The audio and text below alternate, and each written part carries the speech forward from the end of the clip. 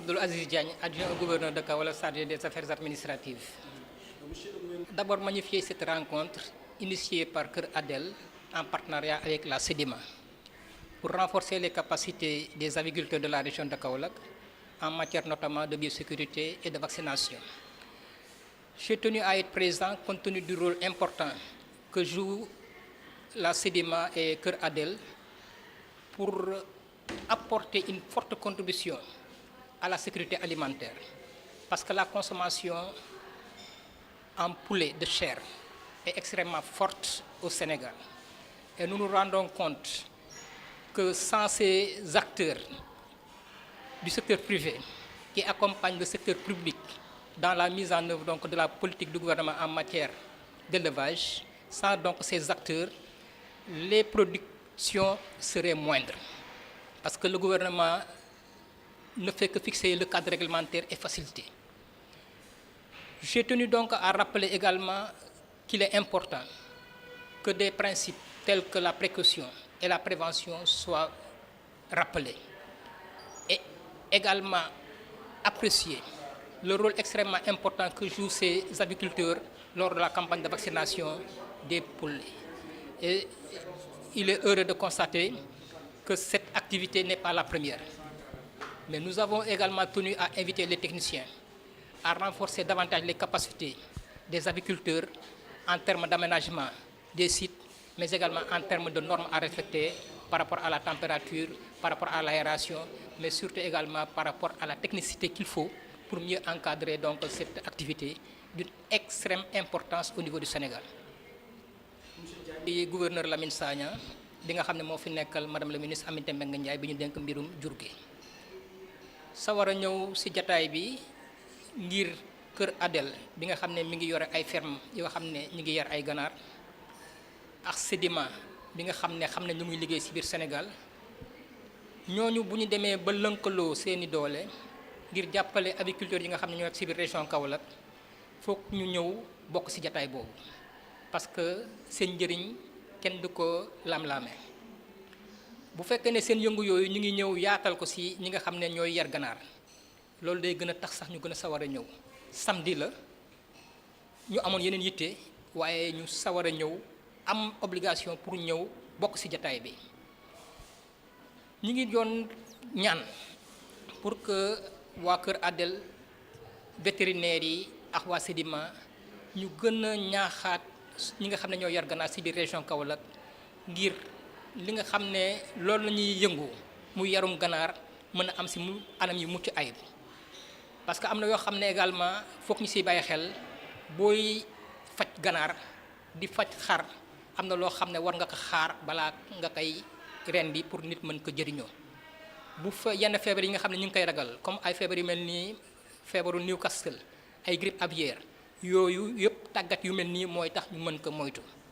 te loolu agriculteurs yi bàyyi nañ ci xel surtout également les gros producteurs yu mel ni monsieur Fall bu Kër Adel moo tax jataay yi mel nii amalaat nañ ko te am nañ yaakaar incha allah que nañ amaat yeneen yoo xam ne dina tax ba ñi nga xam ne ñooy yëngu ci mbirum ganaar mën a am seen activité ci anam yu mucc ayib di jaay di ci gis seen bopp te nga xam ne mortalité yi maanaam perte yi du mën a bari te loolu également askan bi mën ci gis seen bopp parce que Sénégal réewum lekkukatu ganaar nañu rawatina fii région Kaolack donc macha allah ñi ngi ñaan incha allah ñii gën a xarañ ci mbir bi bay am ay ganaar yu doy ba nit ñi incha allah mën a yokk seeni am ci mbirum jëndum ganaar parce que ganaar moo gën a yomb daanaka yeneen façon xeetu ndawal yi donc loolu vraiment ñu ngi rafetlu mbir bi daal. Docteur Souley Diouf, chef service régional élevage Kaolack. Merci beaucoup. Je pense que c'est une très bonne initiative et ce genre d'initiative qu'il faudrait encourager parce que quand même on a besoin d'éleveurs avertis, d'éleveurs bien formés au niveau des techniques d'élevage, surtout concernant l'aviculture parce que l'aviculture joue un rôle très très important. C'est un élevage à cycle court qui peut quand même répondre aux besoins de la demande alimentaire au niveau national et régional. Parce qu'en fait, l'aviculture est très très important En 45 jours, un poussin bien nourri en 45 jours peut vous faire 2 kilos. Vous prenez l'exemple d'un bovin. Un bovin, il faut l'entretenir pendant combien de mois? Prenez l'exemple de la chèvre et du mouton aussi, il faut l'entretenir complètement. Donc le cycle de développement de l'aviculture est beaucoup plus court que le cycle de développement des autres espèces. Et ça, il peut suivre le rythme de la demande de la croissance démographique. De telle sorte qu'il n'y a que l'aviculture qui, bien pratiquée dans nos élevages, peut aider à la satisfaction des besoins en protéines animales. Donc aider les éleveurs à bien conduire leur type d'élevage, à maximiser leur rentabilité. Je pense qu'il n'y a rien de tel. Je pense que le gouverneur en a parlé. Je pense que ce genre d'initiative qu'il faudra encourager, multiplier, parce que tout ce qui est dit ici, il n'y a que très peu d'éleveurs dans la région qui pratiquent ça. Des élevages multi-âges, des élevages où on fait l'aviculture, on fait le mouton, on fait l'élevage bovin, tout est là-dedans. Donc les normes de biosécurité ne sont pas respectées. Je pense que c'est une très bonne chose, une telle initiative, c'est pour renforcer la capacité des éleveurs. De sorte que je remercie quand même les initiateurs ADEL, Cœur ADEL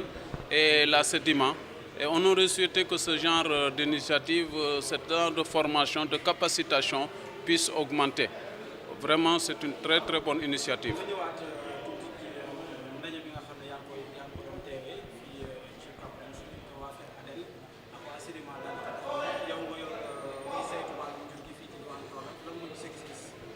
Sama gis-gis mooy dama cee kontaan parce que lépp loo xam ne day yokk xam-xam lépp yoo xam ne day jàppale éleveurs yi surtout yarkati ganaar yi pour seen liggéey jëm kanam vraiment loolu lu baax la parce que yaakaar naa ne ñu ngi koy déglu bu baax a baax mais liñ fi wone nga xam ne technicien sédiment bi loolu la leen woon ñi ko ciy def ñu néew lañ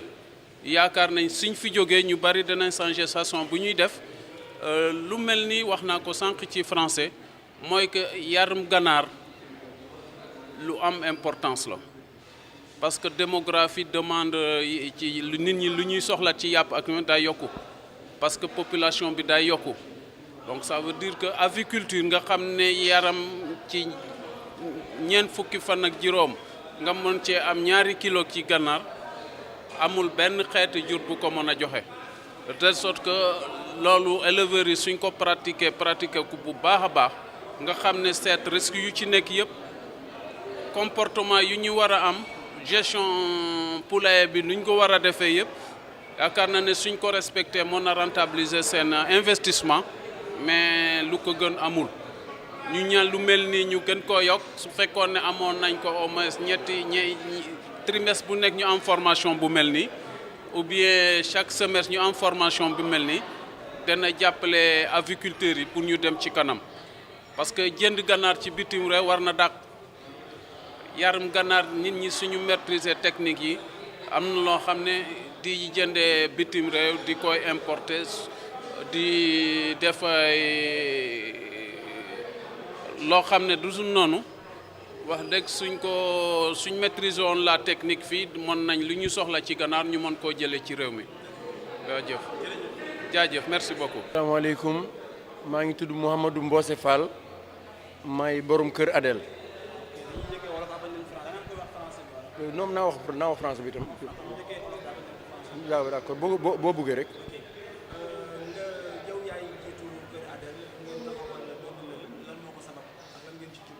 lël bi li ko sabablu ñun dañuy jaay aliment di jaay poussin di ko jaay éleveur région bi yëpp ñu bëgg nag ku ñu jaay suñ poussin yooyu ak sunu aliment boobule nga mun koo jëfandikoo ci jëfandikoo boo xam ne dañ ci am résultat yu baax loolu moo tax ñu def séminaire bi pour nit ñi xam lépp li nga xam ne moom moo war ci yarum ganaar pour que nga am ci résultat yu baax. ci maanaam environnement bi nga xam ne moom la yarum ganaar war a am dafa nekk environnement bu xaw a jafe mooy li ñuy wax biosécurité. dinañ ci insister bu baax a baax pour que nit ñi xam ne yarum ganaar mi du jël sa ganaar jox ko aliment ak ndox rek am na environnement bu muy laaj boo xam ne dafa war a sell boobu bu ci amulee loo fa defit liggéey ba du baax donc loolu dinañ ci insister bu baax dinañ insister tam ci vaccination bi nga xam ne ganaar yi dañ leen di war di leen vacciner di leen defal li ñuy wax prévention pour que feebar yu bëree bëri ñu mun koo aar ndax daal élevage yi mun a nekk élevage yu baax. ñetteelu thème bi nga xam ne tam danañ ko aborder mooy élevage ci tàngaay bu metti bi am actuellement nii tàngaay boobu am na lu muy laaj ci ay matuwaay yooyu war a jël pour que mu wàññi problème yi mu wàññi mortalité bi ci élevage yi.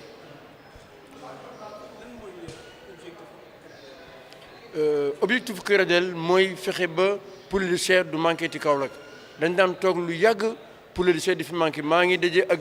genn kilifa gu mag gu Kaolack ku ñu wax Moon Ñaan mooy borom Cabrens éleveur bu mag la kilifa gu mag la Kaolack Moon Ñaan mu ni ma ba Kër Adel amee léegi ci la ñàkk ganaar ci la jeexee Kaolack te loolu nekk na objectif boo xam ne bu am solo la ci ñun objectif boobu nag ñu ngi ciy xeex bés bu nekk yombul waaye ñu ngi ciy xeex bés bu nekk pour daal yarum ganaar fexe ba ganaar dootu fi manqué te képp ku soxla ganaar nga mën ko am. waaw autorité itam dugal nañ seen loxo ndax ñoom ñoo ñuy defal règlement yi nga xam ne ci li ñuy sukkandiku pour mën a def suñu liggéey ci liggéey bi ni mu waree directeur élevage docteur Diouf léegi la fi jógee doon wax ak yéen dégg ngeen li mu wax état bi moom mooy assurer sécurité bi nga xam ne moom la ñu war a am pour mun a yarum ganaar bi mun a jëm kanam.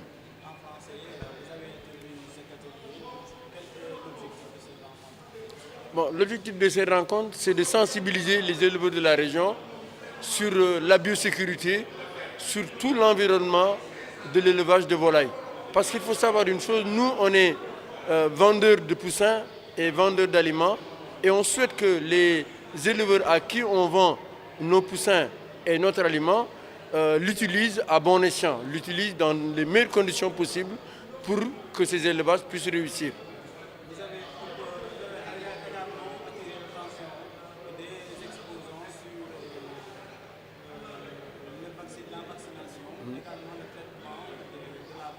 Oui. Effectivement, les principaux thèmes qui seront abordés lors de ce séminaire sont d'abord la biosécurité, c'est-à-dire tout ce qui concerne l'environnement de l'élevage de volailles, mais ensuite un autre thème très important, c'est la vaccination, c'est-à-dire la prévention la prévention dans le cadre de la lutte contre les maladies aviaires. Il faut savoir qu'un poulet vacciné a 90% de chances de vivre dans de très bonnes conditions, alors qu'un poussin non vacciné n'a pratiquement que 10 à 15% de chances. Donc c'est pour ça que la vaccination est extrêmement importante et on va beaucoup insister sur la vaccination au départ, à la naissance même du poussin. Et ensuite, troisième thème très important également, c'est l'élevage par température très élevée comme à Kaolack. Ça demande des spécificités, ça demande des moyens spécifiques et ça pose des problèmes particuliers qu'on va aborder. On va conseiller aux éleveurs comment réussir un bon élevage par des températures très très élevées. Quand les gens de la Sedima, qui sont nos partenaires dans ce séminaire et qui sont nos partenaires de tous les jours, quand les gens de la Sedima sont venus, ils étaient étonnés de voir qu'à Kaolack, il y a autant d'éleveurs. Ils pensaient qu'avec la chaleur qu'il y a à Kaolack, on ne peut pas faire de l'élevage. Alors qu'on arrive à faire de l'élevage en prenant des mesures particulières à cause de la chaleur, mais on arrive à faire aussi bien qu'à Dakar. Kër Adel, son objectif, c'est que le manque de poulet soit fini à Kaolack. Qu'à Kaolack, tout le monde puisse avoir du poulet quand il le souhaite. Je vous disais tout à l'heure en Wolof que Modou Niane, le patron de Cabrens, un grand éleveur et une grande personnalité de Kaolack, me disait que grâce à Kër Adel, depuis que Kër Adel existe, il n'y a plus de pénurie de poulet. Et ça, c'est un de nos objectifs importants et qui est en train d'être atteint. Et l'autre objectif aussi, c'est de promouvoir l'aviculture dans la région. Je vous remercie.